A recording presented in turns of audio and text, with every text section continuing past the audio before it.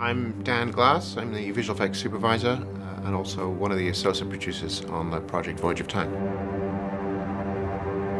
The role of visual effects supervisor, it can be a little different on every project.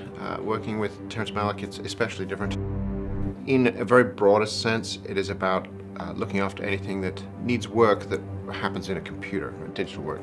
The film is a documentary following a timeline of our understanding of history and the scientific basis upon which life has evolved, the formation of the solar system and the proto-Earth and the sun itself, down to the origins of life, the prebiotic, and then the very, very early formation of more complex organisms.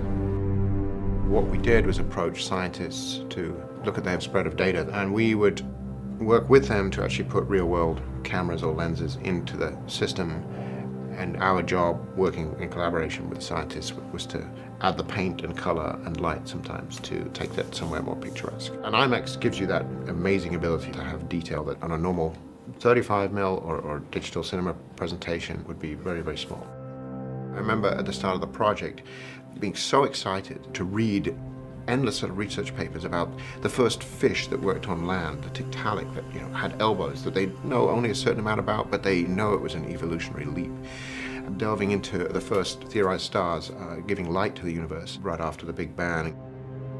We also did much more kind of fun experimental things, taking a lot of practical source material, which was always Terry's drive, and throwing it into that process and really trying to make this ultimate combination of the organic and the digital.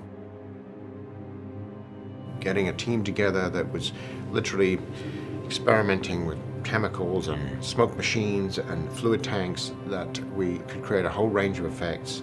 Very appealing to Terry. It's much more close to how he intuitively works. You can obviously see and react to things real time. Relied a lot on natural history photography. It was really through consult with scientific advisors as to where in the world would be the best place to go. Could stand in both for the present day but also the past and in some cases the future.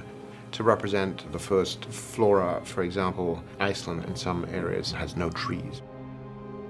For dinosaurs, we leaned heavily on the advice of advisors as to appropriate places that can stand in for time periods that are much more ancient. We also have, of course, some extraordinary photography now from the likes of Hubble and some of the interplanetary space probes that have ventured further into our solar system, and terrestrial telescopes as well. We have footage from the Solar Dynamic Observatory, the SDO satellite that is up around the sun taking 4K material constantly.